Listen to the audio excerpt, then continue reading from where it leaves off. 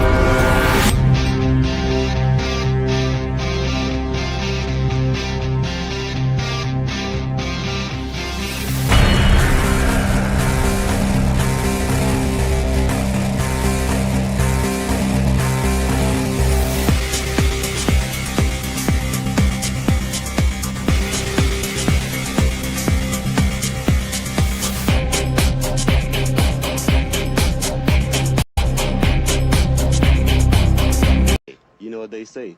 See a broad to get that booty yak 'em? Leg her down or smack 'em, yak 'em. Come.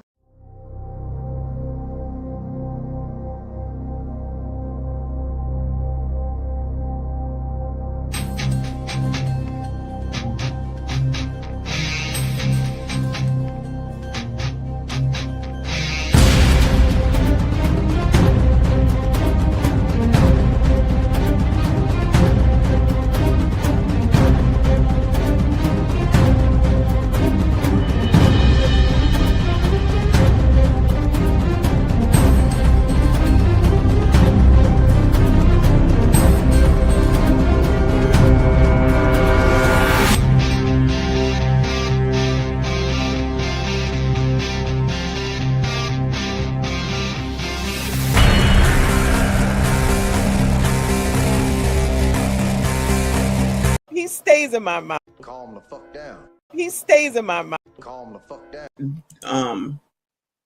If I can get a quickie in. Calm the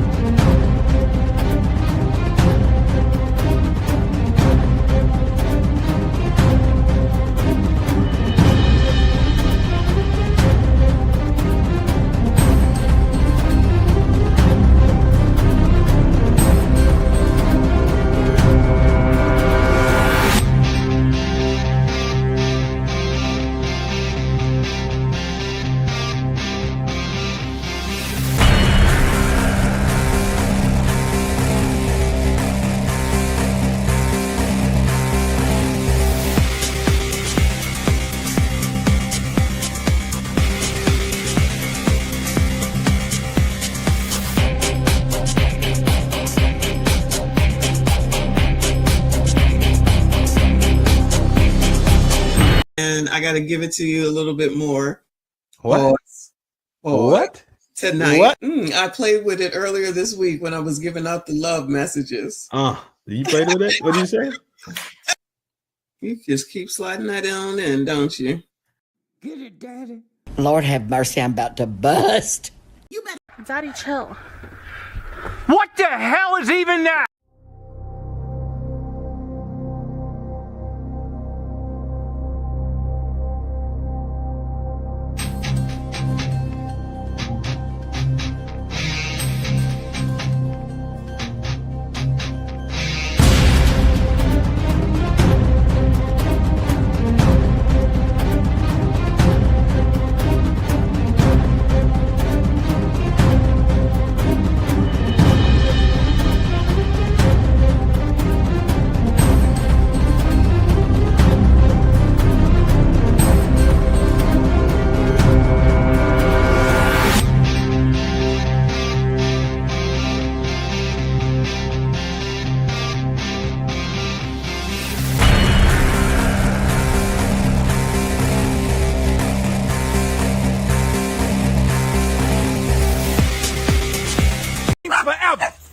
queens forever. Come here. Black queens forever. Snow bunnies never, snow puppy. Black queens.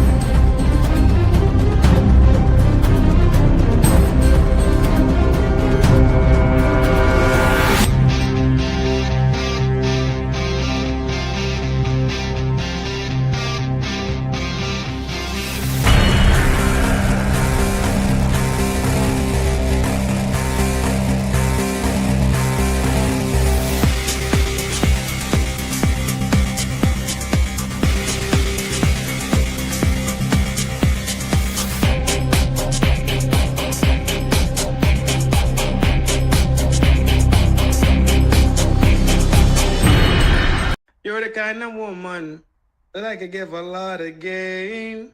As much as you retire, love, well, maybe you don't have to ask. And I'd give you love. Hey, that's that jam. I'd buy your clothes. I would cook your dinner too. Soon as I get home from. I'm sorry, I don't understand. Cuddy say can't hang. Oh, stewardess, I speak jive. Oh, good. He said that he's in great pain and he wants to know if you can help him. All right, would you tell him to just relax and I'll be back as soon as I can with some medicine?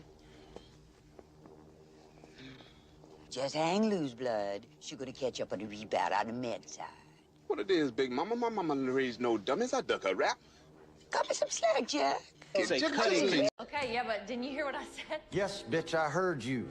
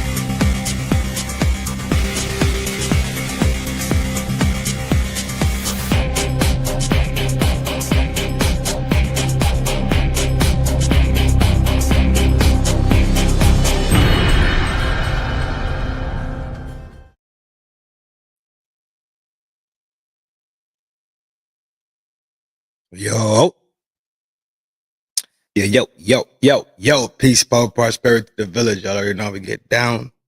We here to fucking run and clown today. Today was a rough one, so we're just gonna smooth sailing. You heard? Y'all already know we get down. This is FDNHT. It's a 365. 24/7 love that you already know.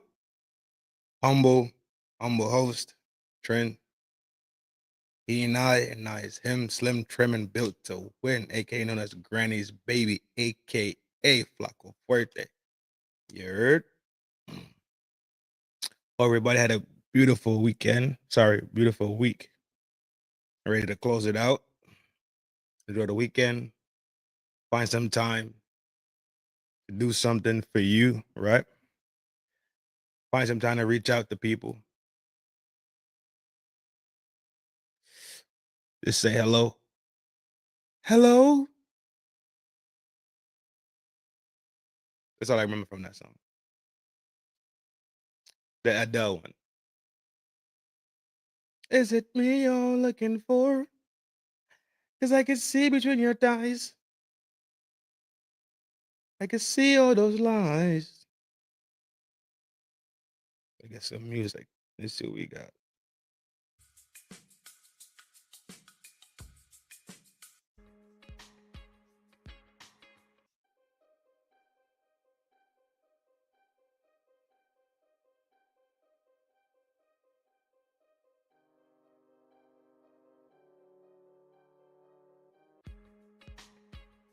I think we'll go with this one for tonight. Sounds about right. Shout out to the new viewers, old viewers. Y'all already know how we get that in the town square. Ladies, kick up your feet, relax your hair. Have no fear because your friends and your family are up in here. You already know what to do. Have a simple glass of wine. Jenna Rose. Big salute to y'all. Shots and beers. Y'all already know. Welcome to Forward Drinking and Half Thinking, also known as FDNHT.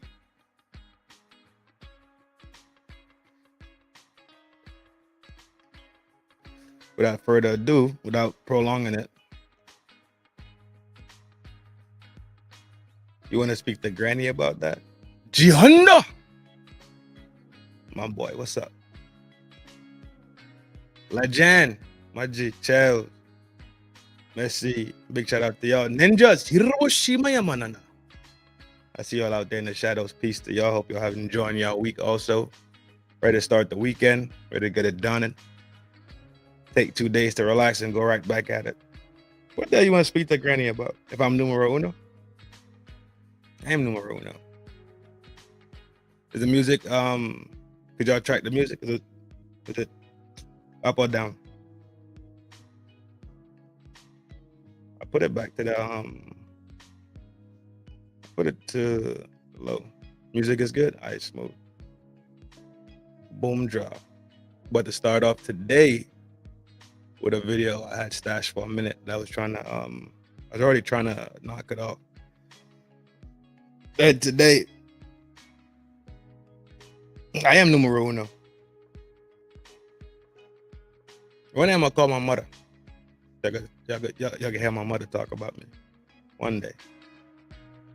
I got a video I was supposed to knock off a long time ago, but it's been sitting in my vault. In the stash and in the cut. We would knock that out today. Yeah, that's what we're gonna do. After this week we had, after this week that we done had, G. All the madness going on. Chilling tonight is overdue. You hear me? Give my mom yet. Fuck, are you crazy? You out your mind?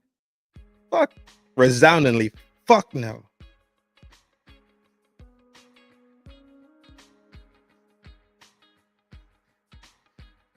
I seen Tom, I can't remember, I can't even read that. It was like Tom Gully.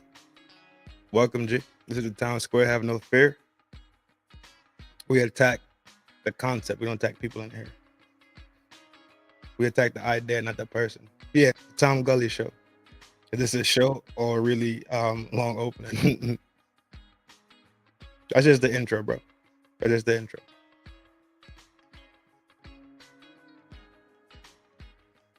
Mix. They wore the best clothes. Their hair was all done, you know, because I didn't really just take the money.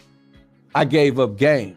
You see what I'm saying, Mark? So it's a difference in giving a bitch some game, you know, that like, when a guy beat a woman up, he said, pow, pow, pow. That means he ran out of game. I didn't know you sling him like that.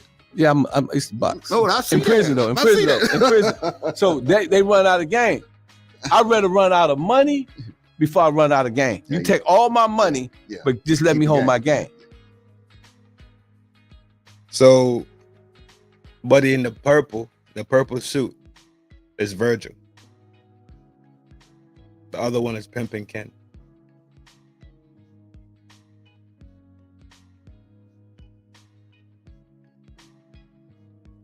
All right, we got Grandmaster Virgil, and we have Pimpin' Ken. Fair, Tom. Fair. Virgil's been here many times, or several times. Ken, where are you from? Blade. I'm from Milwaukee, better known as Pewaukee. And you've been in the game a long time. Since Jaws was a goldfish. He a shark today. The game has kind of like changed so much. How active are you guys nowadays? Well, when the laws changed their laws, when the laws changed, I changed my game. When human trafficking became a law, that's when I changed my game. Mm-hmm.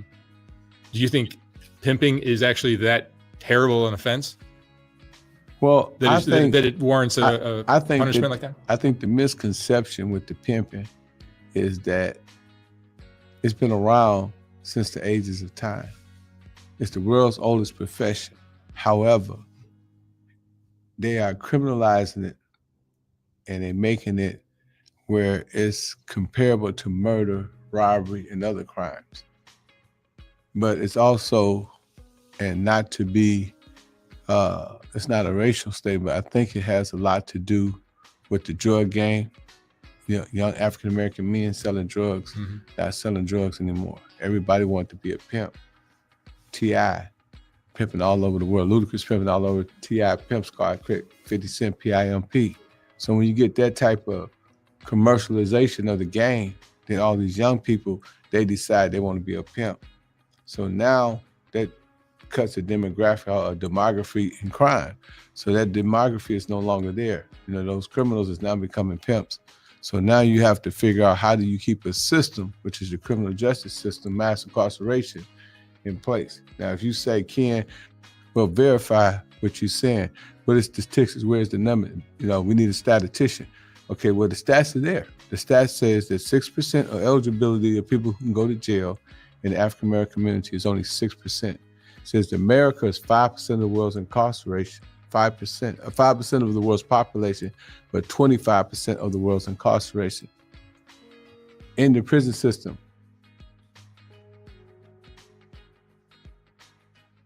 So the last time we heard about this trafficking thing on a major scale, right, was with Diddy. And we already run over the Mann Act, right? And how they made that law specifically for one man who was trafficking women around, right? From state to state and doing this thing. The boxer Jack Johnson, right? That's how fucked up the law is. Because that law was written specifically with a racial intent behind it. Because Jack Johnson had white women working for him.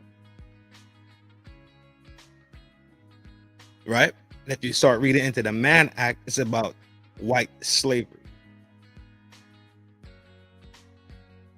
So what Pimpkin Ken is breaking down is, which he never mentioned the Mann, well, he hasn't mentioned the Mann Act yet, but that's what he's talking about. What he's breaking down is the scale on which incarceration works in America and how the law is that fucked up.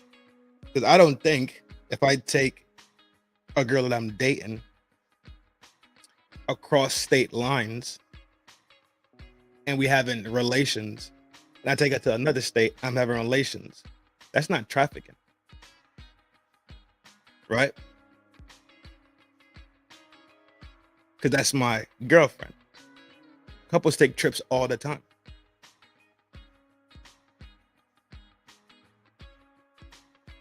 So you see how a law that's written so loosely in itself has this major impact. It had a major impact in the Diddy trial case.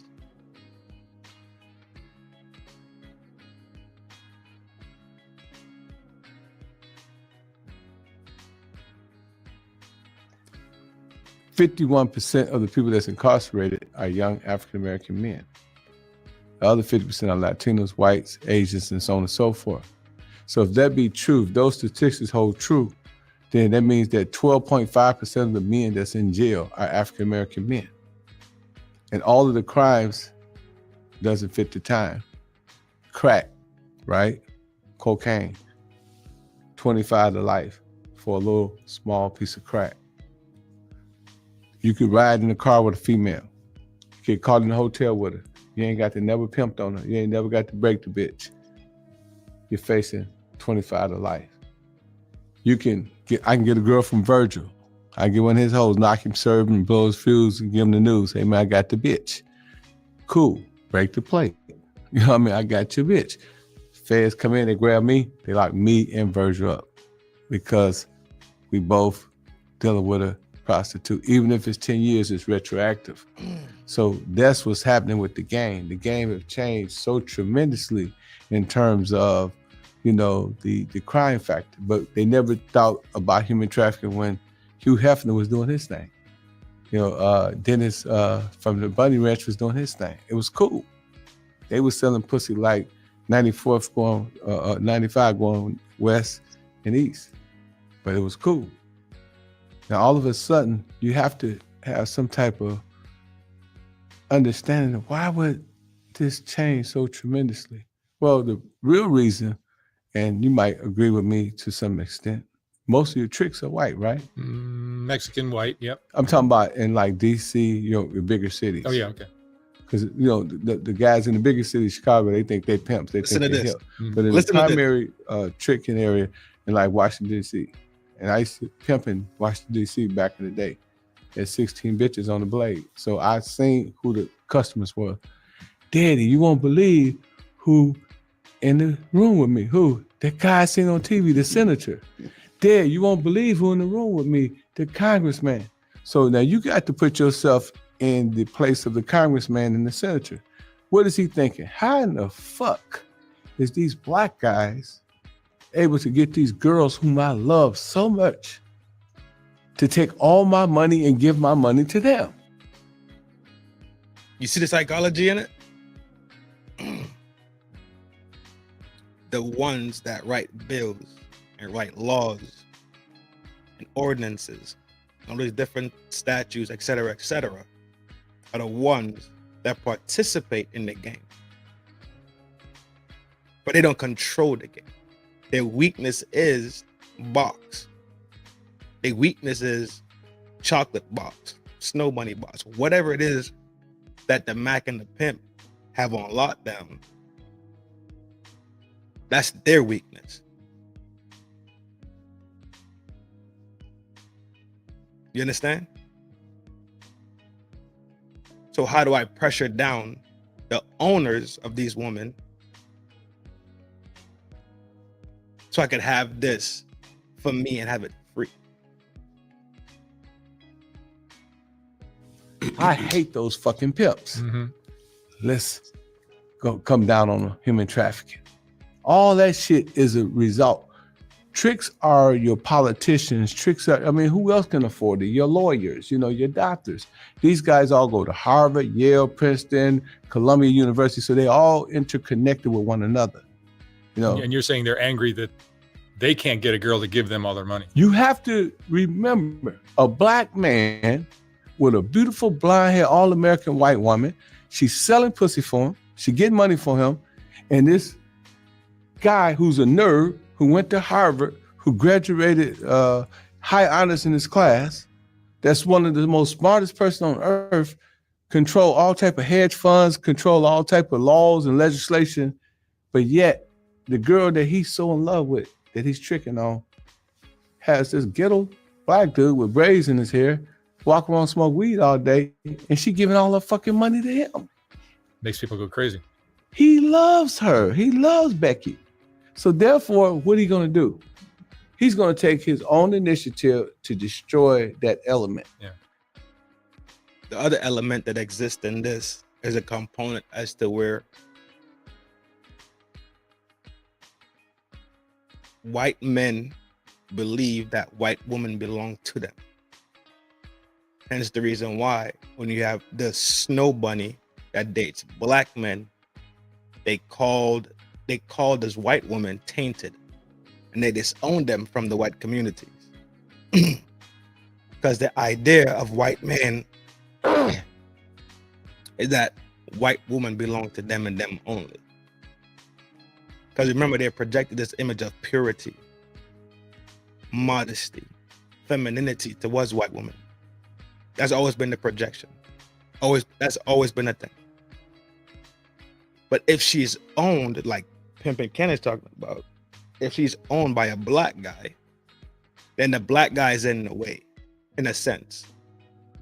Even though she on the block and walking the stroll, the black man has control of her. So even though the black man is gone and she's no longer walking the blade on the stroll, they would not ever wife her up, make it a girlfriend, whatever the case is, but they still want access to them. On the flip side, and this is what I've seen. Black women think that black men belong to them, but black men don't necessarily feel like black women belong to them, if that makes sense. White men and white women think they belong to each other. What I've experienced in the black community is that black men don't necessarily feel like black women belong to them, right? But black women still believe that black men belong to them. And it's so many examples of it, but that's not the road I want to go down right now. I just want to let Pimp and Ken empty the clip. And that's what you see. You see a lot of people that's in Washington, D.C. and other parts of the government that are tricks, that literally can't believe that this girl that they love so much is able to get his money and give it to somebody who he don't think is worthy. Mm. I hope I wasn't too long. No, that was great. Very good explanation. Mm-hmm. So, Pimp and Ken, you describe yourself as a pimp. Ex-pimp. Right. Ex-pimp. Right. Thank you. And Virgil, you describe yourself as a Mac. I'm a Mac, yeah. What is the difference between a Mac and a pimp? Well, you know, a straight pimp depends on a prostitute. A lot of people call them hoes. I call it prostitute because you turn hoes into prostitute. You can get hoes in a regular house with housewives and girlfriends and all that because they're gonna do any and everything and not get the money for it. So that's the difference between a hoe and a prostitute. But now, when it comes to the phrase he said about a Mac does more than one thing to get his money. It's some things that's I never exposed to about the game, which I'm gonna share a little bit with you today for the first time. You know, a lot of people have an impression that I've been a dope dealer, which I never dealt any drugs, but I'm gonna break it down and tell you the levels of it. Whenever you become a dope dealer, well, you become a peddler first. You come from peddler and you graduate into a dealer. A dealer graduate into a supplier. So a supplier is the one that have the brains and put in position to get back out of the way and don't do anything. Now, I've been affiliated with drugs myself, but I never touched anything. So that doesn't make me a dealer.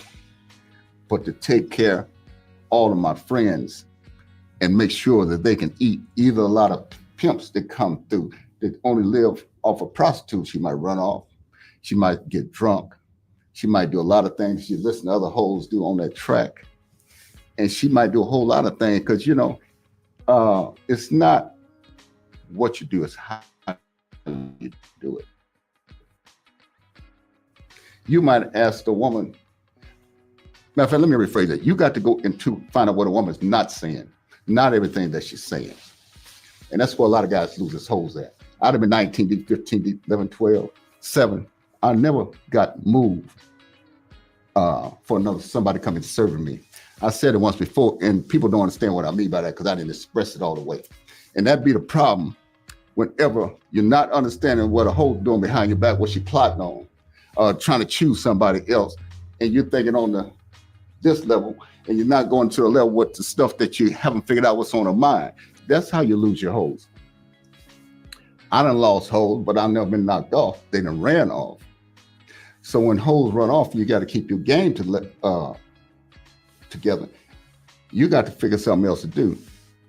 I started out helping my. So knocked off mean she got by another P, pretty much. Another P and got in her ear, and now she not yours no more, right? She with the other guy. She with the other P. That was called being knocked. You got knocked for your joint. You got knocked for your bird. You got knocked for your hoe, your bitch, whatever the fuck they want to call it, right? That's what it means by. That's what you're saying. He never got knocked. No other pimp never came and took his friends, because I had a lot more smarts than them, had a lot more connections than them. And so I would put the money up and I would get them action and get theirs. So I was never a dealer. Just a supplier. Yeah, just supply. You know, that didn't last long because I had hoes all the way from when I was 17, 18, 19, and 20. And they always say a pimp cannot mix his game. But if you just want the real about it, it's a whole lot of them mix the game. There's a whole lot that I know personally, I never told on them. When they lose their hoes go to jail, they're about to lose their cars, their house. I saved so many players. That's unbelievable. But I never said anything. So I know the difference between what's what and who's who and what they do, because I was here from the beginning. So getting back to what the difference between a Mac and a pimp, that's what makes me a Mac. I knew more than one thing to do. But it was all in the name of a woman doing it. You know what I'm saying? A woman is doing the work. A woman's doing everything. I'm standing back and I'm still checking traps, just like I did. When they want to retire, I give them something else to do. So give me some examples of what kind of things they can do. Well, they can follow your instructions, do a whole lot of things. They can go aside, they're thieves. They know how to sell drugs. They know how to carry drugs. They know how to do all these things. But me, I'm on the road with my team, just doing what I do. So that separates the pimping from the Mac. And that's the difference. You know, pimping, Mac, that's all the title. It all depends how you're taking it. Y'all see, y'all peeping the difference, right? One is one stream, right? One stream, one track, one direction, right? The other one is multiple directions, multiple different streams of income, multiple ways to make money work. You dig it? Reaper, what up? I never stopped sending hoes until I retired. Can you explain to the audience why a woman would want to, for example, sell her ass on the street and then give a pimp or a Mac all her money? Well, a woman is like this here. She have no sense of direction on her own self.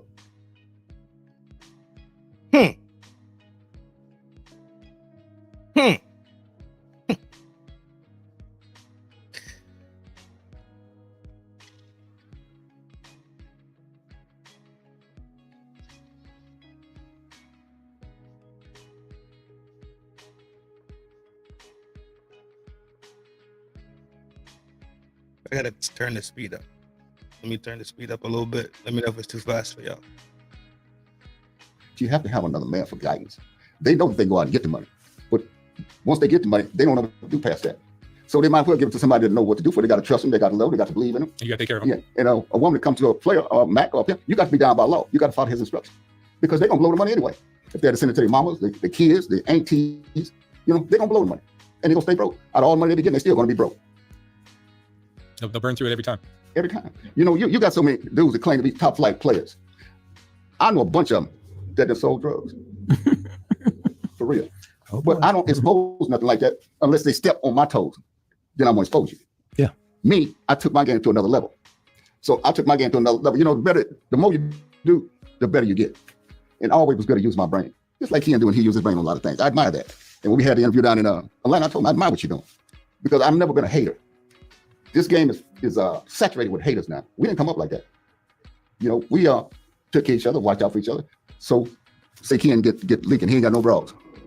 First thing he might think, go and do something sideways, you got to pull him to the curb, bring it back. Say, man, you ain't got to do this. Then here you go. Go and catch another hoe. You know, this is what he do. But if you don't have nothing to do, you're going to do something one way or another.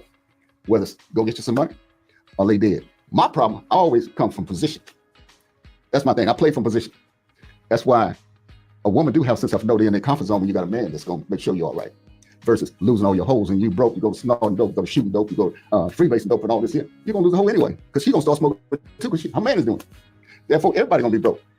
You know, I could retire back in 92, 91, but they knocked my boots off from helping my friends. So when I get busted for drugs from helping my friend, I cross the line that I don't automatically having love for my friends. But you don't get the same love back. You know, if I go through 5 years, they waiting on me to come back because I'm the king of the game. They're not doing nothing if I get back. All 5. What y'all been doing? That's true. When they fall off, they can't even get back. But you're supposed to be all about this game because you only know one thing: how to be a damn fool. You have to have something else to do in order to keep your game together. Because once they lose respect, you cannot get it back. If I tell you a duck to pull a truck and take a chain, pull a train, believe it. Because that's all I know is the real and the truth. I don't care how sharp you think you talk, whatever it is. When I bring that truth to you, that ball's gonna fall off. You know. So that's why I care when it comes to life about this game. You know. And I've been standing tall for 62 to 3 years straight, riding brand new. You know. How old are you now? I'm 80. 80. You only worth what you can sell. You only worth what you can sell. Now I'm the only one that's been rocking steady all these years, and I just had a broad day on the way over here. It took me so long. Both of us been rocking steady. 80. He's 80 years old. See, I'm a little older than Ken. See, I was a little older than him. See, and he's been a boss of the game. I know this for a definite fact. I admire his get down, and I tells him that. But, I love you too, brother. Yeah, it's my loved one right here. This is like not just friend, brother. Because he showed me real. I'm 61 on my birthday. See, he showed me realness, you know, and that's all I'm looking for. Because I'm gonna get the realness back. Yeah, ain't gonna be no one way with me. Yes, sir. And that's the way I carry it, you know. And any bros that come to me, if they do their duties, I got them. You ain't got nothing to worry about. But if you half stepping, and I know that you half stepping, you gonna know that you're half stepping. Them bros ain't no damn fool. They gonna make you out of a trick if you're not, and you're not even gonna do it. They play long range games like suckers do. So that's just how it is, you know. A lot of the women in the game seem to come, based on all the interviews I've done, they come from broken childhoods. Some of them come from seeing the other friends do it. I mean, you know, when you're young, you do what young people do. You be a damn fool, just like all of us have been. We grow out of that and we become knowledgeable. That's the same what the women do. They be around their friends. They more friends with their friends than they is their own man. Woman got secrets right now with their friends that the man don't ever know. And they got sense of know how they know how to stay ahead of a man. You know, that's why I say you got to look at what they're not saying. I hear what they're saying, but I'm looking at what they're not saying. Yes, sir. Niggas lose their whole, they don't even know how they lost. Are women dishonest? Or they tell you that shit before? Did I not tell you that shit before? In my own way, of course. I don't pay attention to what they fucking say. I pay attention to what they do and respond to. I've been said that shit.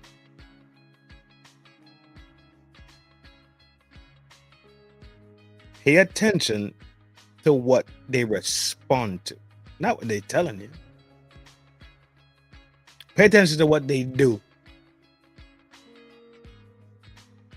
Did I not say that? Nature, Eve, first woman in the world. Yeah, that's their nature. You just have to accept that. Well, you don't accept none of it. It's your job to keep them in line, you know, because you got to lead by example. I don't care how you do it. Don't think you're smart enough to scare a woman and she's going to be scared not to do it again. She's going to keep trying. Absolutely. That's their nature. So you have to stand on these P's for real. And a lot of them to be out there representing P's. Bullshit. Man. Yeah, it's the street pimps now are embarrassing. It's a turnaround. It's really bad now. Yeah. Because nobody out there leading by example. I lead by example. You could look at my deeds of action and tell what my get down is. If you've been around it, you should know it. Is there any advice from two experts in the game that you can share with squares to help them in their world? Squares need to stay in a square's place. A square ain't got no room to be in a hustler's place. See, like I say, macking, fipping, hustlers, all this under one umbrella. It all mean the same thing because nothing but a title. But it's a different world than the square world. I think the squares have more fun. And the reason why I say that, look at Michael Jordan, look at Oprah Winfrey, look at Jay-Z, look at the underworld. You know, your time is maybe 10 to 15 years. That's a good run. Then you end out of penitentiary. Both of us have been in prison. Yeah. So, you know, now that I'm the founder of the hip hop fraternity, I deal with I don't know if I should name the organization, but I just give y'all it's an organization. It costs $35,000 to join, and it's all millionaires and it's all billionaires. We had a meeting about a week ago. It was $1.3 trillion worth of people in the room. So these conversations is different. In the Bible, I read many years ago, we talk about David. So David, he wasn't the King David that we knew first. He overheard his brother and his father having a conversation, the perks of a king, you know, concubines, yada, yada, yada, yada, yada, yada. And that's what made David slew Goliath. He took that rock, pow, he whipped it, pow, Goliath, gone. because David had a different level of understanding. You know, now that I'm in these rooms, I understand banking, I understand financing, I understand how to leverage debt, I understand what a C corporation is and what subsidiaries and parents and all these different companies and shit. Now I see life from a different perspective. So I told him, I said, I think I'm converted. I think I'm a Mac now. I think you converted because I do so many things. You know what I'm saying? You had to in a game changer. Yeah, I have 9 companies. You know, I mean, I got Hip Hop, HHF Magazine, HHF Clothing, I have HHF Awards, I have HHF Social Media, everything. Diversification and vertical integration, controlling all distributions of the game. You know, so yeah, we are all aspiring to be Macs. I think we all kind of went to Mac and didn't even know it because we went from the track to the Apple Mac. Yeah. You see what I'm saying? We started putting the bitches on the internet. Right. So we was already Macking. You see what I'm saying? But we didn't call it Macking, but we were Macking. And a lot of things, but you know, I just talked on earlier when Pimps Up Hoes came to me and Brent Owens was saying, we want you to shoot a movie. You know, it was Bishop, you know, all them see more. And I said, okay, but I said, I got one caveat. I said, I want to shoot my movie too, Pimpology, which is for free now on YouTube. You go type my podcast, Pimp King Podcast, I issue for free. But at that time, I was making millions of dollars. I got a distribution with Scriptmaster, with a Southern music distribution. So I became a Mac at that junction and not even knowing I was a Mac because I was so caught up in the pimping. I'm thinking like, yeah, man, I don't do nothing. It's all on the bitch. ING. I mean, I'm not going to send a bitch. That's what ING mean. I'm not going to send a bitch. So I'm thinking I'm ING. But all the time, I was a businessman. Even when I was pimping, I had clothing stores. When HBO came to Milwaukee, they came to a clothing store that I had downtown, which I was doing $30,000 a month in business. You know, so I was a Mac by default, not knowing what I was a Mac. You know what I'm saying? So that's why it's so interesting to hear him and talk to him on the phone so much about being a Mac. And then I said, damn, you know what, man? I think I was that. I think I was Mac. So you guys are both businessmen. Yeah. Well, yeah, I was a businessman at a very young age. When I was in prison, I couldn't read or write. So it was a book called Iceberg Slim. I don't know if you read it. So I read that book, The Story of My Life, but I was reading it, and in jail, you pass the books. So it took me a month to pass the book, and all the jail like, motherfucker, pass the book, nigga. The fuck wrong with you, nigga? What you doing? Nigga, ain't no naked pictures there. You can't jack up off of. You know, they talking crazy, and I'm so embarrassed because I was kind of had a little baby rap, you know. I went and got my GED.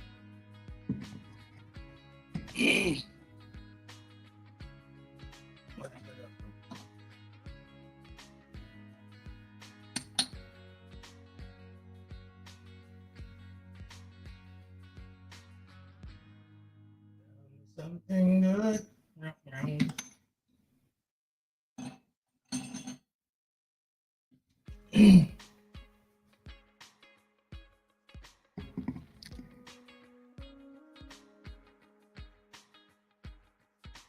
Was a businessman at a very young age. When I was in prison, I couldn't read or write. So it was a book called Iceberg Slim. I don't know if you read it. So I read that book, The Story of My Life, but I was reading it, and in jail, you pass the books. So it took me a month to pass the book, and all the jail like, motherfucker, pass the book, nigga. The fuck wrong with you, nigga? What you doing? Nigga, ain't no naked pictures there. You can't jack up off of. You know, they talking crazy, and I'm so embarrassed because I was kind of had a little baby rap, you know. I went and got my GED, and then I became a model student. You know, I went to the University of Bellevue, Wisconsin, and I made a 4-point average. And I said that I wasn't really as dumb as I thought I was dumb. It was psychological, right? Because of abandonment issues. You know, my mother had 9 kids, so I was like the 5th child. So when I was a baby at Google. She was Googling me. Then when my brother Marvin came, she abandoned me. Like, oh, you too. And I found out all my brothers and sisters was bad. So I had abandonment issues, and that's why I would fuck up in school. And that crazy. Like you said, women have trauma. I had trauma too. I was molested by a female at 3 years old. Imagine that, Mark. At 3 years old, my girl. You could tell when somebody takes their life seriously and goes through the processes, right, of becoming more self-aware. However that looks for each individual, it looks different. There might be a lot of similarities in it. We might start taking the same path. So me, Reaper, Blade, T, and Messi go to the same counselor on the same day, just with our own little schedules, right? I'm 9, there's 10, there's 11, we fill up the whole day, and we always go on Wednesday. The similarities in there is that we in there to seek what's wrong, what to get advice, to figure out some things that are clouding your brain, some things that aren't supposed to be 3 wiring, but they're only 2 wiring, right? You can hear how Pimpin' Ken speaks. He speaks. Excuse me. He speaks with the hyper awareness. He's hyper aware. You could tell people that went to go sit down on somebody's couch and try to figure out things that were wrong with them, and did the meditation processes and dive deep into their psyche. When you dive deep into your psyche, then you start to uproot issues, right? He just admitted to having An essay happened to him when he was young. He just admitted to not being able to being illiterate, right?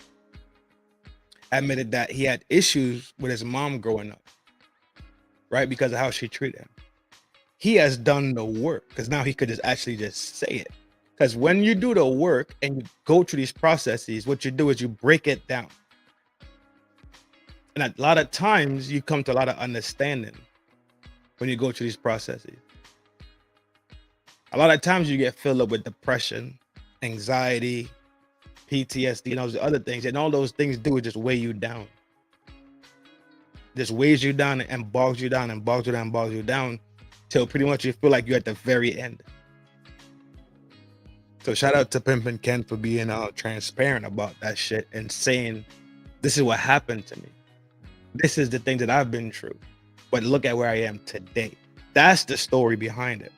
He has taken all the bad things that have happened to him and dealt with them, fixed them, and has moved on. So shout out to Pimpin' Ken for transparency, and if you can't hear the message in it, then probably just not for you to fucking hear at the end of the day. And that's just me being flat out honest with you. Shout out to Pimpin' Ken, bro. Fire it up. Go ahead. Girlfriend at the time at 12 years old, I can't say her name because she gonna know I'm talking about her. I caught her in bed with another man. I'm traumatized. I'm desensitized. I go to prison. My mama, this is all 3 females in traumatic situations. My mama, believe it or not, left me for dead in prison. Didn't come see me not one time, but see my brother every day when he was there. So that kind of shaped me for pimping. So it was a pimp partner in there named Pimpin' Poke, may rest in peace. We were cellies because he had shot this dude named Pimpin' Sam off his car because Sam was like being very unpimp. Like he had knocked Sam for a bitch, but Sam wasn't really accepting the servant. So Sam, got on his car, jumped on the car, and Poke shot him up off the car. So he ended up in jail with me. I was doing petty crimes. I was in there for a petty crime. So, of course, I'm curious. I had my first bitch when I was 16, but I wasn't really pimping. I was mispimping. So I said, say, man, Poke, what is the secret to pimping? He said, you got to have all the sympathy removed out your heart. He said, you got to go to the doctor and have a triple bypass. So basically, he said, you can have no sympathy. He said, the problem with Sam get me for a bitch. I can't say her name either, but everybody know what I'm talking about. He said, Sam get me for a bitch, and Sam fell in love with her because she would wipe the sweat off his face. Every time he got the fish, he'd grab his dick and hold his dick while he pissed. His stomach growled as he feed food because that's what a pimp do. A pimp give bitches instructions. Everything that come out of pimp mouth is instructions. So he giving the bitch instructions. Hey, bitch, you know what I'm saying? Do this, hey, bitch, go take the garbage out. So that's what she was doing. But Sam had never really experienced that. So he mistaked that instructions for love. You see, and Sam said this. Poke told me there's no difference between an in-pocket bitch or out-of-pocket bitch. He said you treat them all the same, and you'll never go wrong. That's why I became the leverage Pimpin' Ken, won international pimp, national pimp, won trophies in every city. Wherever they had players ball, Pimpin' Ken won. That's why I'm so revered and so respected because, I played by that one rule. What is it about the pimp world? I've had so many pimps in the stools telling me about how great they are, how awesome they are. Well, pimping is what pimping does. It's culture, I think. Pimping is what pimping does, right? But mine is documented. You go to Pimps Up, Hoes Down, you can see the trophies. Me and Bishop and Grandmaster, our shit is documented. Mm-hmm. So a lot of people going to say, you guys are the kings of the game too. Well, I wouldn't say I was the king of the game because I'm gonna tell you something that you and your audience probably don't know. There's some pimps that's way greater than me, Bishop, and him together. You never hear about him. I ain't gonna say his name because I ain't no snitch. It's a pimp that was in Miami. 33 bitches. Owned his own strip club. Every bitch in the strip club was his bitch. This motherfucker right now is rich as fuck. Like right now. Like seriously. Nobody never hear his name. Matter of fact, his name would really tell you who he is, but I can't say it. But this motherfucker was boss. And he did it on the fullest. I know a couple other pimps out of Minnesota. I can't say their name either. But everybody gonna know what I'm talking about. 2 of everything. 2 Ferraris, 2 Rolls Royces, 2 Maybachs, 2 everything. I didn't do it on that level. I went platinum on the pussy. I sold over $1 million pussy. We're going to get that part clear. But these guys are way more elite pimps. They play golf. They put money in the presidential campaigns. They own real estate, whole subdivisions. They did the right thing. They turned their whole ends into dividends. And nobody never know who they was and never met them. They don't want to be. They never get on soft white underbelly. They refuse. Yeah. I always make a state big games play smooth by the side. So if you can't pin a person down, you cannot understand what their movement is. So whenever you get to a certain level, you'll never know what person get down in because you're not on that level. And I learned that you keep your game out front to keep protection off in the back. See, most people in life have a knife in their back all the time and don't even realize it. And that's how the game tricks you if you're not doing it correctly. Absolutely. And you can't never pin down. Just like I hear a lot of people say, he been a drug dealer. This ain't no person that said it ever bought no drug from me. That's one of the most stupidest shit you can ever say. Go on some hearsay. We didn't come up like that. Now, I've been a supplier, and that was decades ago. It didn't last long. I was on the Felix Mitchell level. Everything I've done, I've done it big and I've done it slick. They used to call me the magic man, but they couldn't see nothing that I've done. Real game ain't transparent though, right? No, it's not. No, it's not transparent. So you can't, that's why I said big game plays smooth out of sight. And let me ask you a question. The young men that are maybe African-American, a lot of them are struggling to make it in the world. They're hustling this, they're selling drugs, they're doing whatever they're doing. Right. They certainly don't look like they're on the road to get to where you guys are right now. Well, you got to have a mindset for this game. What do you see wrong in this younger generation? Can I say something? Okay, so everything we did elite. Now, let me give you something. I ain't never said this on nobody's podcast, and I hope the young people don't take it the wrong way. But let me show you how, when you ask him what the girls get out of it, they're supposed to get motivation and inspiration. How do you get motivation and inspiration? What I would do, somebody rob a jewelry store, I buy the jewelry. I take the jewelry, I go to my jeweler, I say, say, man, put a tag on his jewelry, you know, because it don't have a tag, it's stolen. And it'd be like worth $20,000, put a $20,000 tag on it. I wouldn't sell the jewelry. I'd go get one of my hoes and say, come on, let's go to this jewelry store. We take it to the jewelry store. She put the ring on. I asked her, do she like it?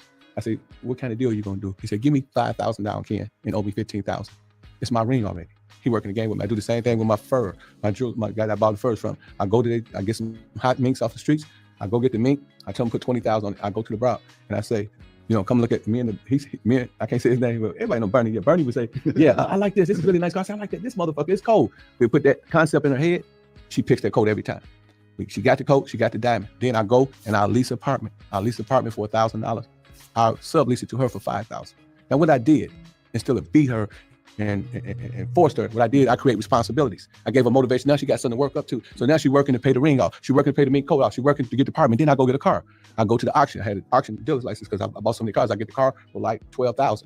I tell the car it's $30,000. And all this, believe it or not, it's American. It's legal. They do it the jewelers do it, the fur do it. I'm just doing it. You know what I'm saying? They buy wholesale, sell retail. Everybody's dishonest. No, it's not even, it's legitimate business. America as a whole, and she for sale. So I'm just pimping on the whole, the American bitch. So this bitch here, she understand because they do it all the time. They buy low and sell high. So I'm buying low and I'm selling high, but I'm giving them motivation and inspiration. You see what I'm saying? Okay. So that's why they say, that's why I say we don't put hands on hoes, we put plans on hoes. Pimping is a no contact sports, no evidence, no fingerprints. That's how I look at the game. So that's what makes him and I elite. So now, you know, in my book, The Art of Human Chess, I give an example of how my host was getting $1,000 a night in the strip club. People didn't believe me. I said, well, my host, she go in there, she take the trick, she take him back there, she take him to the ATM, she hit the ATM, she can see an inquiry receipt, he got $50,000, $60,000 in the account. She legitimately works with the waitress, she legitimately works with security and the bar. So now what she does, she tell the trick, we're gonna play this little game. The game is called Drink Me Under the Table. So she drinking water, the trick drinking vodka. He's getting drunk. So now he get drunk. In every restaurant you ever been to, what did you see at the bottom? Gratuity, right? Tips. So her job is to take, where it say tip, and get the trick drunk enough and write it in and say, honey, is it okay? Can I write me a tip? Yes. She said, okay, I'm gonna do $10. Instead of doing $10, she put an extra couple zeros on and make it $1,000. She do that 4 or 5 times a day, she get 5,000. Now that's the next level game. See, these guys that just coming in here, you know what I'm saying? They itty bitty committee. You know, it's big shit, popular shit dropping. They don't understand real pimping. See, what I'm telling you is real pimping. Motherfuckers don't do it like this, Mark. Really. If they did, and I hope they don't copy what I'm doing because it's still human trafficking, so don't take it. But I'm saying, you know, because they call it coercion now. But back then, we was elevating bitches. So if you look at Pimps Up, Hold Down, you see that one scene with me and my host, all of them have on minks and diamonds. All of them had on minks. They wore the best clothes. Their hair was all done, you know, because I didn't really just take the money. I gave up game. You see what I'm saying, Mark? So it's a difference in giving a bitch some game, you know, that, like, you know when a guy beat a woman up, he said, pow, pow, pow. That means he ran out of game. I didn't know you sling him like that. Yeah, it's the box. Oh, that's in prison though. In prison. So they run out of game. I'd rather run out of money before I run out of game. You take all my money, but just let me hold my game. And I think that's the problem. So when you see me and him doing businesses and stuff like that, it's the formality of game that we got in it. Like, you know, a lot. If you're people, what he's saying is, I have the game, and this is not on me, it is in me. I don't put on a mink and then become a P, right? I don't put on a 3-piece suit and I become the Mac, right? This is inside of him. But if you take his money, that's completely fine. Guess what?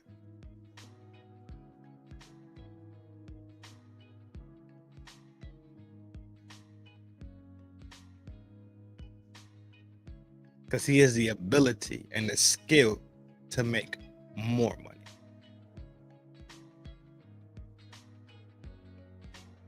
So taking the money, him losing the money means absolutely zero. Means absolutely nothing. Because he has the sense, the skill, the dedication, the motivation to actually make more. There you go, Reaper. There you go. All that flashy shit, it's on you. Anybody go to any fucking store. Go to the store, get you the gear, get you the bling, right? The frames, 3-piece suit, square toes, gaitered out, whatever you want to do, however you want to dress it up. But this shit ain't motherfucking on them. It's inside of them. A lot of people don't comprehend what's inside of them. They think how they present themselves is how to fucking, it's like the fake it till you make it type deal. If it's inside of you and it's true and it's hard up and it's real reality, then that's what the fuck it is. It ain't no gimmicks. Just like we talked about the other night, pseudo confidence. They don't have to have pseudo confidence because they have the results to show. Clean and clear. It's internal, not external. Tricks I was looking for outs, rich tricks, poor tricks, dumb tricks, all tricks. On the gang. ACC, what up? A lot of people don't know. I know a lot about banking. I know a lot about credit. They hear me talk about it online. Well, what I do is I decipher, even your show, I could decipher where you winning at because I'm looking at the game. I said, Mark Cole, what he doing? That's some slick ass shit. You know what I'm saying? I can decipher your game and I can see the game in it. So me being in corporate America and me getting a book deal for Ice-T with Simon & Schuster, the biggest company in the world, and a book deal for Boosie, it's because I peeped the game. Simon & Schuster gave me my book deal, Pepology, for $8 a game. They gave me 6 figures for that book. It's documented. It's one of the best-selling books in prison on the street. But guess what? I learned some game. So when I'm in there, I'm talking to Simon & Schuster, and they got all these marketing people and all these publicists and stuff. This is what I peeped, Mark. They said, okay, Ken, what we going to call the book? And they tried to, somebody said, well, let's make it similar to Iceberg Slim. And then the lady was like, well, I don't know, that might not get us in the right section of Barnes & Nobles, right? So I said, we'll get you in the right section of Barnes & Noble. Well, usually like self-help books, Robert Greene, so-and-so. So I said, which book of Robert Greene? He said, The 48 Laws of Power. So my mind, I'm a gameologist, right? So my mind thinks so fast, Mark. I said, well, let's call the book The 48 Laws of Pimping. Let's call it The 48 Laws of Game / Pimpology. Tell me some of the 48 laws of pimping. Well, first law is purse first, ass last. Say it again. Purse first, ass last. Purse first, ass last. Yeah, so if you think I'm handsome, pay my ransom. If you can't give me no assistance, keep your distance. You know what I'm saying? Sock it to my pocket like rocket. So the way I do it, I do the ism and I do the game, the life. So the ism is the pimping. The life is the real life scenario, right? I said, well, let's call the book The 48 Laws of Pimping. Let's call it 48. Let's slow that down for a little bit. Let's slow that down for a little bit. Laws of game / Pimpology. Tell me some of the 48 laws of pimping. Well, the first law is purse first, ass last. Say it again. Purse first, ass last. Purse first, ass last. Yeah, so if you think I'm handsome, pay my ransom. If you can't give me no assistance, keep your distance. You know what I'm saying? Sock it to my pocket like rocket. So the way I do it, I do the ism and I do the game, the life. So the ism is the pimping. The life is the real life scenario, right? So what I say is that if you go and you buy a Picasso, right? And you pay $100 million for it, you paying for that because the value that they put on it, the rarity of the painting, right? But I say a pimp dick is like a Picasso. If you think I'm handsome, pay my ransom. I'm not going to give my dick up like this. I intend on this zipper like him. You know what I'm saying? I'm not just giving my dick up like that. I got a meat on my Peter. The longer bitch stay, the longer the bitch like to pay. You know what I'm saying? This is me. This is how I really feel. So I look at myself like a rare painting. Now, also look at purse first, ass last, like McDonald's. Go order 2 all beef patty, special sauce on a Sesame Seed bun, which is a Big Mac. They're going to say, pay it with the 1. And then you get the Big Mac with the 2. Even McDonald's is purse first, ass last. I mean, we're dealing with game. So that's what I'm saying. That's the difference. That's why I call it the 48 laws of game. Another one's get a name in the game. A lot of people, they think pimping is, getting on the pitch, say, bitch, sock to my pocket, like, hey, bitch, I'm saying, we going to choose up a pimp. They think that's what a pimp is. No. Get a name in the game means, be reputable. Wear nice jewelry. So I said, hey, baby, we're going to get some jewelry. I'm going to wear the fly suits. I'm going to look good. I have custom glasses. This nigga. This him. You just sold your bitch to him. So as long as he can stay looking good, guess who's going to have the most hoes? Because you're selling the bitch me. I'm the fucking dream. Right. See what I'm saying? And they don't understand that. That's the same thing in corporate America. Who wear the red tie, the blue tie, the Armani's? Who get the money? Kids today do not look like you two guys. No, because it's been a disconnect in the game. Right. Tell them. Oh yeah, most definitely. They come from the rap world. We come from the classic world. How you start is how you finish. Like we've been in the game all these years, but we didn't retire. But look, how I started and how I finished. We're gonna keep this campaign going on because what it is. I'll be ashamed to go somewhere sometimes scared. I'm overdressed because I don't have my this on, that on, but this is me. This is what I always been. When I was 19, 20 years old, this was me. Yeah, I never changed my flavor. Every time I've seen you, you dress to kill. Yeah, I never changed my flavor, So I'm trying to keep it on I think above board on the same level, I think too, see, they had the ABCs, we had the XYZs. Yeah. We had the full game. They don't understand that debonair is a word for a reason. Yeah. A lot of people don't know in the 1800s, pimps, the word pimp mean debonair. You know that. Yeah. Do the research. It was debonair. It was a good thing. Debonair, yeah. It didn't become negative, Mark, until the 60s when you had Superfly and Dolomite and the Mac. Right. That's when it became black exploitation, right? And that's when the pimp began to get its negative connotations. But before that, you could go look at some old movies. They're like, I'm a pimp, and pimp means you're debonair. You're a gentleman. But it's, we talk about etymology, right? The Bible wasn't always called, the Bible was called something else. It wasn't always in Latin. At one time it was in Greek, and then it went to Aramaic. So things change as we evolve in life. Like Darwin say, evolution, things go through an evolutionary process, and that's what happened with the game. Back then when I was young, we had typewriters and big old cell phones, like the big ones. You remember them big cell phones? Now they got smartphones with dumb people. Dumb people got smartphones. So the time has changed, and they'll say, man.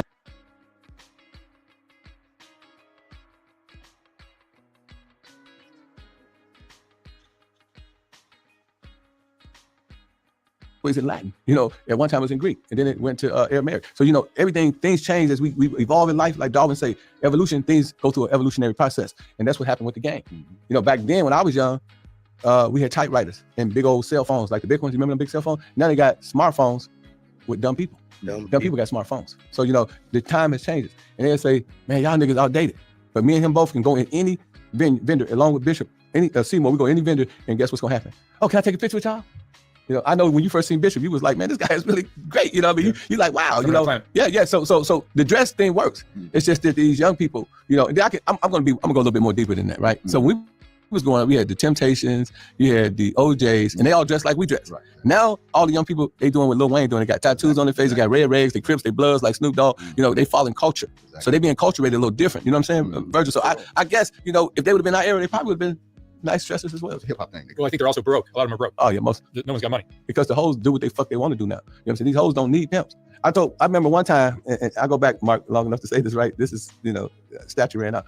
But a partner of mine, we was both in a city where the track was dead, and everybody was getting money except for me and him. And he said, Ken, man, we got to do the internet. So I tried the internet, and I put the bitch on, was it Backpage or whatever the fuck it was? I'm trying the game. This is way, way back in the gap. So I put the bitch on Backpage, and so she got out on me.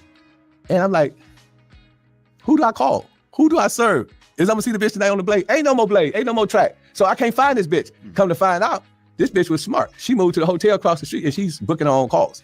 So ain't nobody calling me. She don't need no pimp to be on the track. When we was on the track, you had to be represented. You got to be with Virgil, you got to be with Mark, you got to be with another pimp. If you ain't with no pimp, then they call you a renegade. And you're out of pocket. You can put you on the pimp arrest. Pimp arrest when you can break a bitch on the spot, take the money and just, hey, bitch, give me that money. You ain't with no pimping. You know what I'm saying? Shut the fuck up, ho. You know what I'm saying? That was how it was back in the day. So now we didn't regulate ourselves to the phone. I said, man, fuck this shit. I can't do it. Because I said, man, the reason why I can't do it, I can't be at a game where a bitch can regulate my money or she can go to another hotel and don't have to choose no pimp. Ain't nobody gonna serve me. And she's still out there getting money like her cables is open like one cable and she get money out both dry legs. I can't accept that. That is not cool to me. So that was one of the factors that really made me say, fuck this shit, because the game had changed so tremendously and the power is in the host. Now the power is really in the host because if you do the wrong thing to a bitch, you talk to her wrong, I'm finna call the police. I'm finna call the feds. They're gonna get you for human trafficking. Hey, come on, baby, please don't do that. Come on, baby, don't do me like that. Mama, listen, chill, mama, please. Come on now, mama, we better than that. Now the bitch got control. And if the bitch really don't like you, she can really make that phone call and your career is over with. Yeah, they don't care. The game is over, man. That's why, the young people is broke because they being, I know I seen an interview where you interviewed a trick and the trick was saying he could take the hoe. Yeah, he could take the hoe easily because there's no rules and no regulations like it used to be. It used to be the trick, get in there, you light a cigarette. When the cigarette's out, bitch, you out the room. You know what I'm saying? You light a cigarette, turn your day, get the fuck up out of there. No relationship. A bitch couldn't have no trick phone number unless he was a regular. All this shit they doing nowadays. And these guys, they doing it for the glory. Hey, I'm pimping so-and-so and still really get money. I just gave you an example of how I would buy a car, put it in a mink, put it in a house, you know what I'm saying? Get her some diamonds. And that's $100,000 responsibility that I put on her. So she's working not for me, she's working for responsibilities. The game was different. People was more poised with their game because we didn't have drugs like these guys got. You got to remember, you know what I'm saying? A lot of them, they could revert to certain things easily. You know what I'm saying? And Unlike Virgil, they dealers, they ain't max. So you see a dude on the blade pimping like a motherfucker, then you ride past the trap spot, he and that motherfucker surfing out the window, you know what I'm saying? And then he see you, yeah, I'm a bill, you know? Exactly. So, and that's just how the game go. And a lot of people, when they get their pressure from the feds, they gangbangers too. My gangbanger, I love all y'all, but they go and they switch over to the game too. So a lot of time when a gangbanger come to the pimping, he have gang culture, right? So he's gonna kill another pimp about a bitch because that's all he know. Like, dude, you disrespect me, pow, pow, pow, pow, pow, you know? And that's how I go. So that would make a person like myself, a Virgil, say, man, I'm out. You know, so, but then the guys that still in it, the young guys that's trying to follow the rules, they can't follow the rules. I had a guy, you know, I know him, he's a pimp, you know what I'm saying? I was talking to him the other day. He said, Ken, man, I ain't gonna lie, I ride with a pistol. I said, why would you ride with a pistol? I said, you know, that's the defeating the game. He said, because man, these motherfuckers got pistols, I gotta neutralize. I ain't finna let no motherfucker kill me. And I'm like, wow, you know what I'm saying? When we was coming, it'd be 100 pimps out there winning, man, not one pimp with a gun. Nope, nobody. People argue all day about bitches and he'll take my bitch and we'll be going back and forth about the bitch. It won't be no violence. Well, they pistol with their mouthpiece. Yeah, this is mouthpiece, yeah. Can you guys each share one bit of wisdom from the game for everyone? Well, I can share a whole lot of wisdom. No, I know you can, but just pick one that you think is great. You know, elevation, what it's all about. You know, you start out on the bottom floor, you take it all the way to the top. And most people's elevator don't rise that high. You know, they stay in one spot, they're stuck in the shadows of the past, and that's what they stay at. Is that their self-worth keeping them down? No, their knowledge. You're a victim of what you're around. And if you're around something stand 3 feet tall, that's all you're gonna know. You don't have nobody to educate you and bring you up that ladder. You know, like I say, it's like an elephant and a rat running together. You either got to grow up to that level or come down to the rest level. I mean, with knowledge and wisdom. You know, it don't mean size, you know, but all that comes from the mind. So if you don't know much, you can't do much. Absolutely. So that's great. How about you, Ken? So I'm a firm believer what you go through, you grow through, right? I love Napoleon Hill. Whatever the mind believes, conceive, it can achieve, right? If you can put it in your head, you can put it in your hand. You know, a lot of times people need to think 3 times and act 1 time. So if you think he stole my money, kill him. Yeah. You know, he stole my money. Should I kill him? He stole my money. Do I want to go to jail? He stole my money. I love my kids.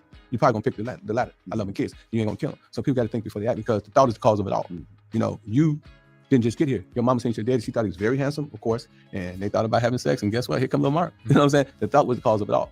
That's how it goes. You know what I'm saying? And then people got to understand, man. Like he said, man, you know, you got to get rid of dead weight. You know, Muhammad Ali was the greatest fighter all the time. He said, I felt like a butterfly, sting like a bee. Okay, so once you get rid of that dead weight, you're gonna be like Muhammad Ali. You're gonna be able to feel like a butterfly, sting like a bee. You know, and the last piece of game that I say is that, you know, whatever you want to do in life, young man, plant the seed. Once you plant the seed, it's gonna grow roots. If you ever notice the strongest part of the tree is not the tree, it's the root. It goes all the way in the ground and it grabs the ground, make sure that, you know, when a strong tornado wind comes, it don't just easily, you know, fall. And then after the roots come the tree. Then after the tree, which is the apple tree, come the fruits. So it's a process in life. You know what I'm saying? You got to plant your seeds. You know, and remember, you know, whatever you put the most of your time at and where you put the most of your thoughts at, that's generally where you're gonna be at. You know, and watch out for snakes. There's 2 different types of snakes. You got grass snakes. And I tell y'all that shit. Trash in, trash out. Bullshit in, bullshit out. Whatever you spend your time fucking consuming internally, that's what's gonna fucking you're gonna put out externally. And you got garter snakes. They'll bite you. And you got a boa constrictor, they'll bite you, squeeze you. But the snakes you got to watch out for is the poison snake, because it's not the snake bite that kill you, it's the poison. So you can look at that apple and look at that apple. Oh, that's pretty. It tastes so good, but you got to find out what it took to make it come there, right? Yes, sir. That is it. And the eagle too. The eagle is my favorite analogy. See, the eagle. You know what the eagle is? You know why the eagle's an American bird? Because the eagle, when it flies, it don't fly, it soars, right? The eagle, when it sees a storm, it goes into the storm and it propels above the storm because he want to be higher altitude. When the eagle see a pigeon, he immediately flies away. Chickens, they be on the ground. You know, they peck. A chicken only jump 3 feet. I ain't got nothing against a chicken like one today. You know what I'm saying? Me and chicken ain't got no problem.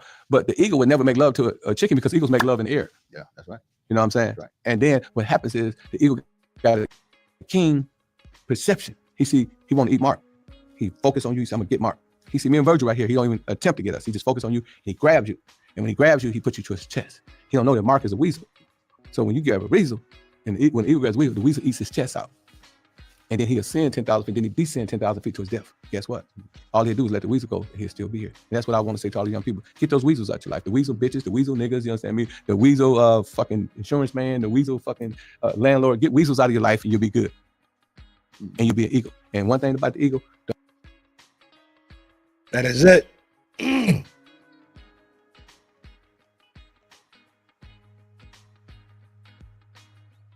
That is it. Hope y'all learned something from that. I really do. If y'all didn't, then such is life, G. Such is life. hope y'all heard the gems that were dropped. I hope y'all tracking what the fuck was being said. The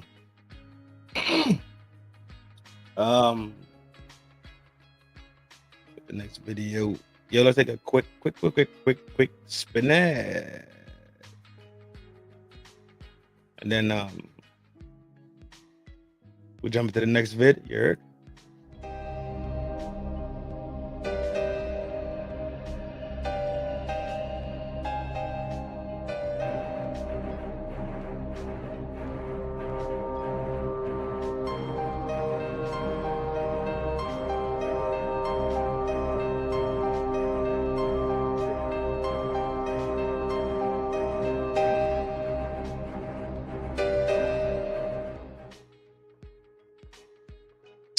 Yo, this one is called something my girls getting humbled.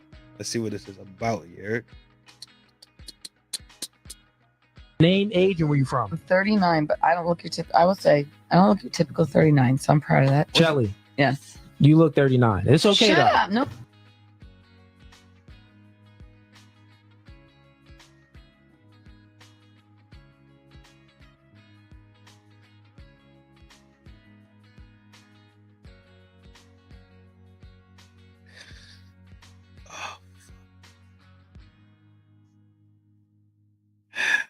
I would give myself a realistic 6.5. Okay. Oh wait, I wasn't muted. I'm sorry. For my mom. Oh, for your mom. Yeah. What about your mom?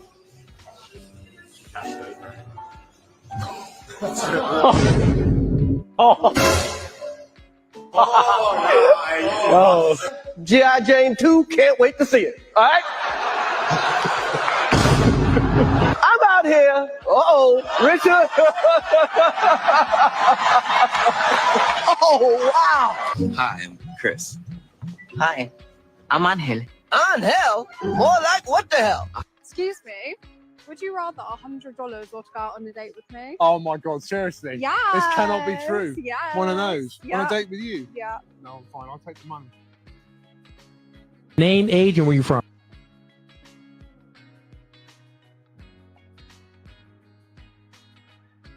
Real talk, bro. Will Smith a bitch for that shit.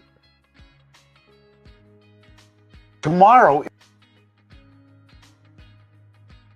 Will Smith a fucking bitch for that shit. I don't care what nobody says. Is World Naked Gardening Day. I need to know, is there a naked gardening club in Philly? Mike would like to join. Yeah, I'd like to see the hose and the rakes and trowels and all the equipment they use. No, tomorrow is World Naked Gardening Day. I need to know, is there a naked gardening club in Philly? Mike would like to join. Yeah, I'd like to see the hose and the rakes and trowels and all the equipment they use. No, tomorrow is World Naked Gardening Day. I need to.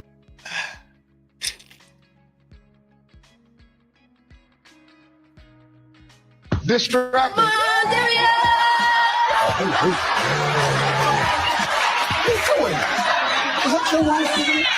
right, guys, we got top 7 answers on the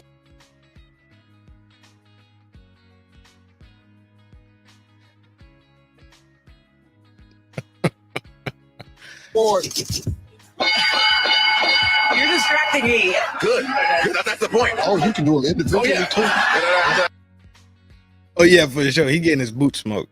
He definitely getting his boot smoked when he go home. Absolutely. Pure stress. Name a part of her body a woman uses to control her man. Them legs. That's wrong. Come on now. Take it down. I'm not here to play. You got that leg, that leg.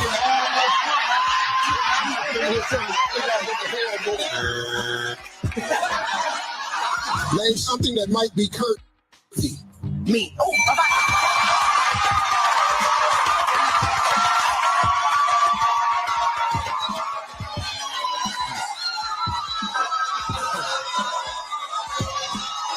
Name something that follows the word pork. You pie.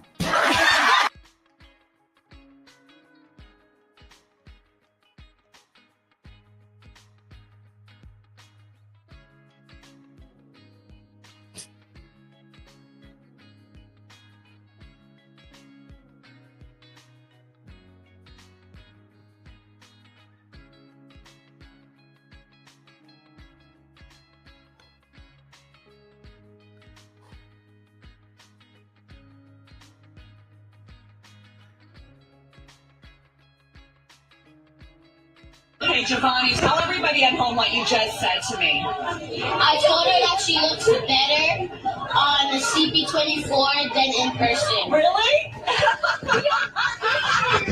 I love the honesty. No,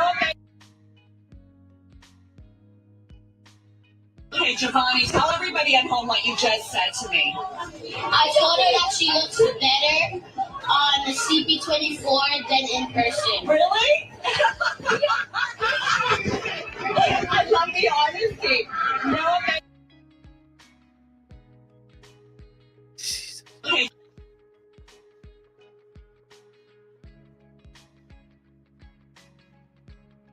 I agree.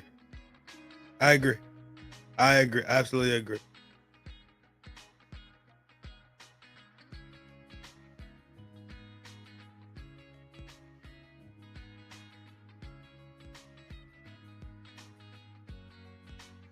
If you're having a good time, leave early.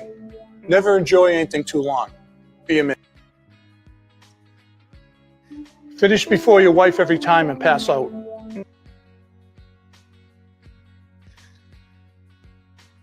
We've seen those already.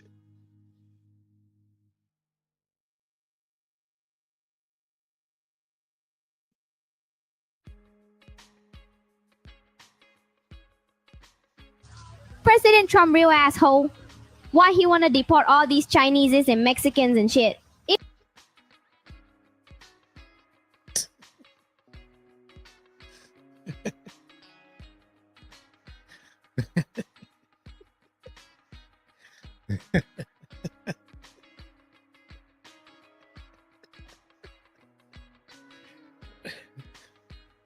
Oh fuck.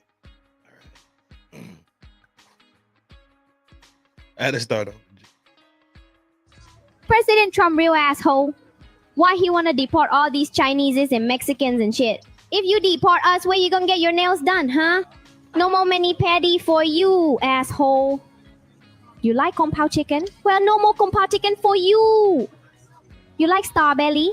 Yes. Well, no more star belly for you, because then no Mexicans no more. They can't pick your star bellies no more, asshole. President Trump real asshole. Why he wanna deport all these Chineses and Mexicans and shit? If you I'm probably keeping that one for life. No more happy endings. But oh shit, gang, for real, for sure. Real talk.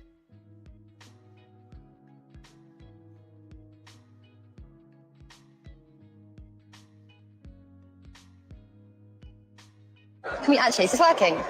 Can we use your mic? No. Why not? Because then it's right over there. I don't know what you're going to say. I'm not going to say anything other than, how are you? Okay, hello? It's no, but we need to be able to hear it. I think we've got Channel 4 that want to say if you want to take a picture, like, take a picture of 1 or 2. Sorry, what's your name? Olivia. We got Olivia then. Entertainment 4. So we're Entertainment Channel 4. Here you go. All of the men here have really small cocks. Ain't no fucking way. Can we actually, is this working? Can we use your mic? No.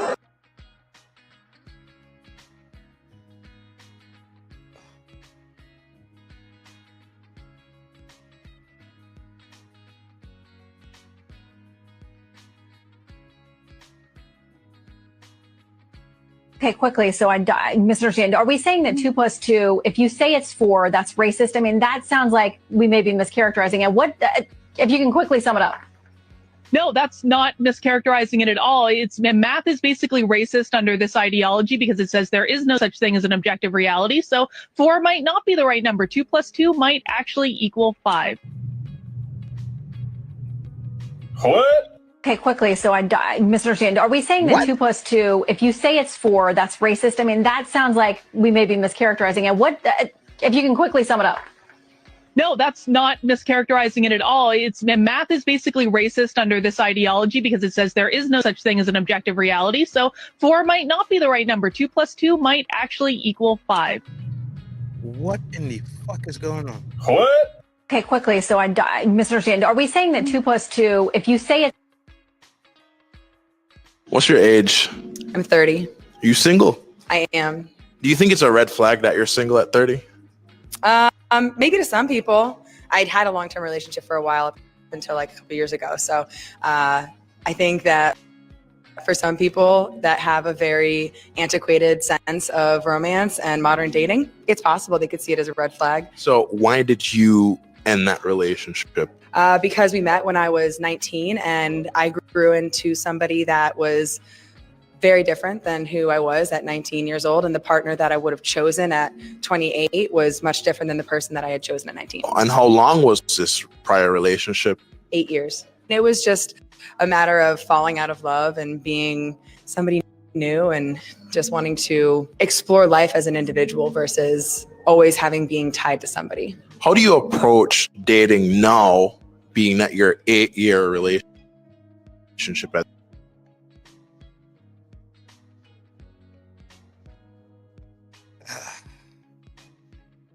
ended? It's not going to be just anybody. It's going to be the right person because I'm extremely content being single.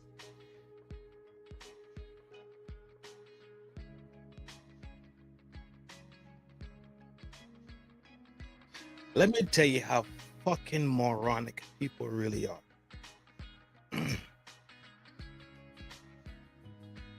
They're so fucking moronic and they just say these fucking things, and to them it sounds so fucking sensible. Why in the fuck would you want to be with the wrong person? Clearly, we are talking about you being with the right person. Why does that disclaimer have to happen every single fucking time? Yeah, well, I would like to be with. Hold on.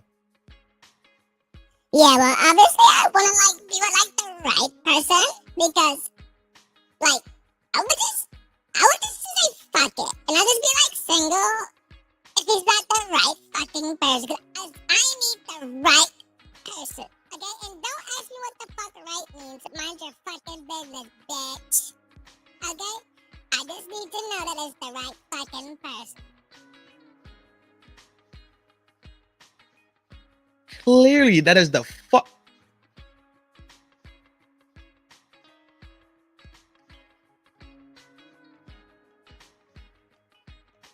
Isn't that fucking clear though? Isn't that something that just makes sense? Does that just not make fucking sense?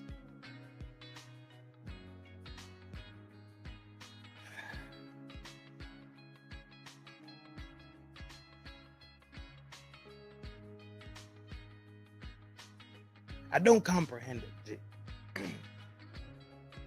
The same way I don't comprehend people who can't comprehend 51% being the majority.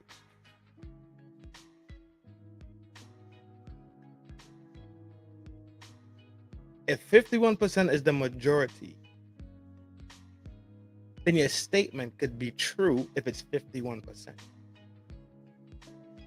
When they start disqualifying statements like, not all of them, I'm not saying all women, I'm not saying all men, you disqualify your statement already. It's so fucking stupid.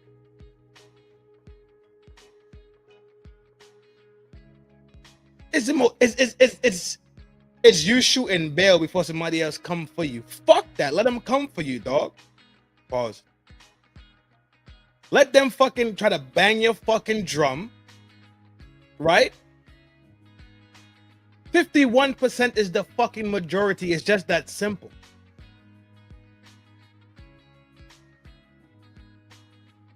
I don't fucking comprehend this backwards fucking talk all the time. Fuck, yo, shit. And I have a certain level of peace that is, I'm not willing to sacrifice that. What's your age? I'm 30. You single? I am. Do you think it's a red flag that you're single at 30? Maybe to some people. I'd had a long-term relationship for a while up until a couple years ago. So I think that for some people that have a very antiquated sense of romance and modern dating, it's possible they could see it as a red flag. So why did you end that relationship?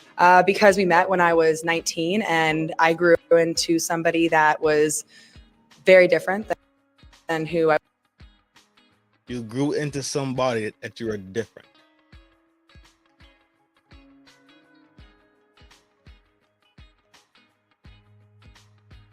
So when you grew into that person, all of a sudden he became inadequate.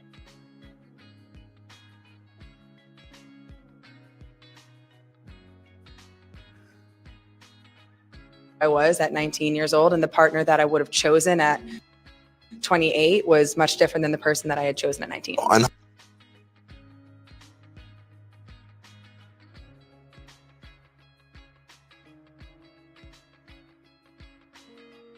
you was 19, you chose him. At 28, because you grew and evolved. Now you realize that that's not the person. This bullshit. That's fucking horse shit.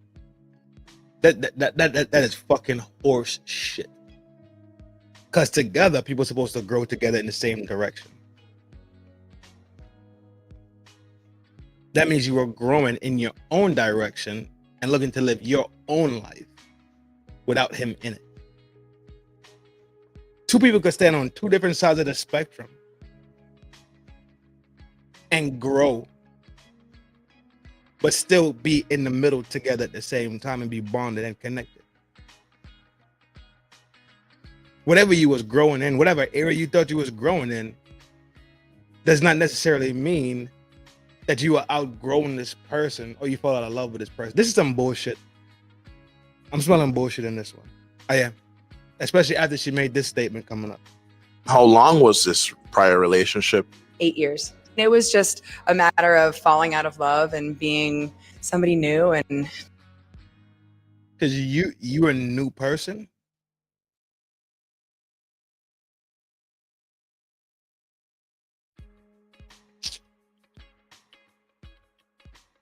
Sounds like some feminist bullshit, but who knows? I don't know. Just wanting to explore life as an individual versus.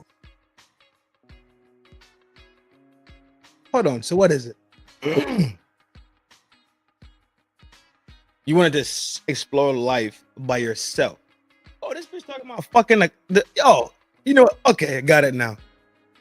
We know exactly what she mean by that. We know exactly what she means by that.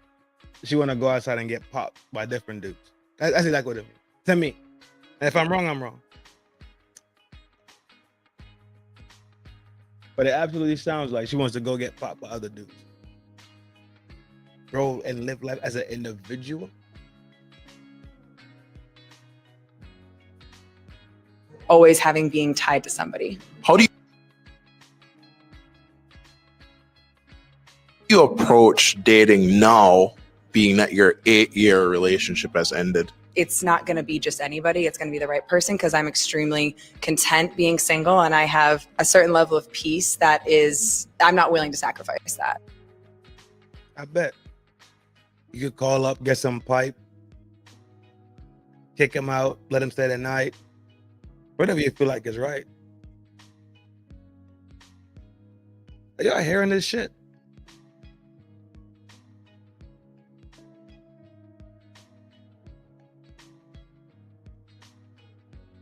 ¿Cómo son los hombres ideales? Dana. Los hombres ideales son respetuosos. Sí. Si le dices a un hombre. That one's funny.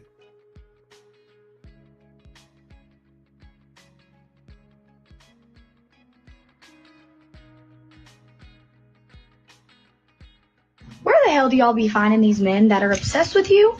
Good fathers? Gonna sound harsh, but guys will agree. One woman's trash is another woman's treasure. You'll find us if you go dumpster diving. We've been discarded. You'll find the best boyfriends and husbands on the island of misfit, broken-hearted boys. Men are simple creatures. We're a lot like dogs. Like, picture a rescue dog at the animal shelter. They always make the best companions. They're always loyal, loving, appreciative. We're the exact same way. We did everything right, but we were discarded. So when someone finally comes along and picks us, we're just like, oh my God, this is fantastic. Good boyfriends and husbands are forged in the fires of evil exes. If you see a newly single girl wilding out in Miami on a girls' trip, just going crazy on her Instagram and Snapchat stories, look for her ex. He's alone in a cage somewhere, probably doing push-ups. You finally find that guy that moves heaven and earth for you and does everything that you've ever dreamed of. You have no one else to thank but that woman that ate his heart and crapped it out like an In-N-Out burger. Nobody loves more than the brokenhearted. Where the hell do y'all be finding these men that are obsessed with you? Time to get into the real video. Let me take it 1 second. We're going to spin and we're going to be right back at it. You heard?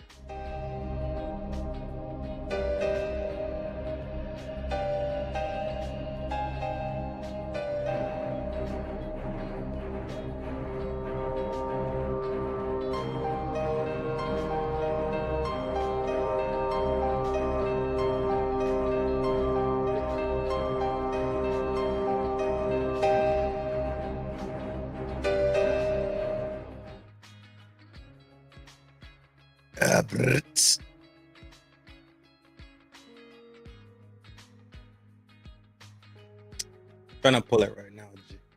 I got like 2 videos I want to show. But it's late. It's late as fuck. Might put the ripcord on this one and wait till tomorrow. I may wait till tomorrow.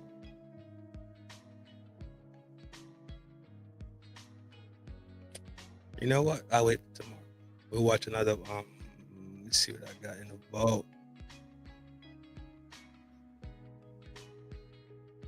I got something good in the vault. I'll show it. Other than that, we're probably banging the fuck out. Sad, sad, sad, sad, sad, sad, sad, sad, sad. I got everything else I got in the vault is fucking sad. The week been long already, but murder and all this other bullshit.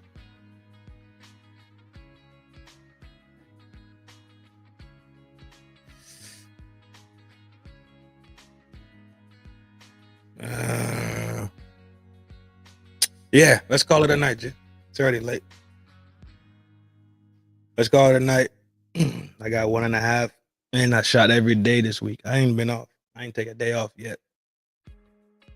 I ain't had not a day off this motherfucking week, G.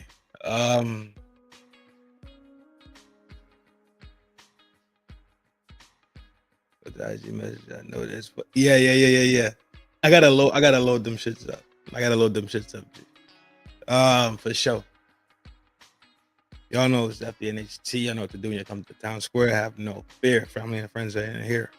So just kick your feet, have some wine, relax your hair. Generals, you already know we're doing shots and beers. Humble host Trin signing up for the night, man. I'll see y'all soon. I'm shooting tomorrow. It'll be an early shoot though. It'll definitely be an earlier shoot. So I'll probably try to burn 3-4 hours tomorrow shooting. Yeah, that's it, man. Take care of yourself so you can take the people that surround you. Make sure you love yourself so you can love the people that is around you. Scales and Tails with Trin. That's the other channel. Trying to fire it up soon.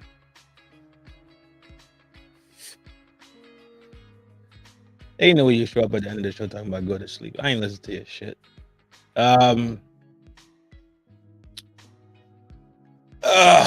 Yeah, man. Peace, power, prosperity to the village gang. Y'all know it's a love thing. 24/7, 365. Thank you for all the support. I appreciate it all. This is a short one. These short shows ain't bad. Hope y'all got some gems from the video with Pimp and Ken and Grandmaster. And I'm out skis. See y'all tomorrow. Y'all already know what time it is. I'll try to post the banner early to let you know exactly what time it is and all that good shit. You heard?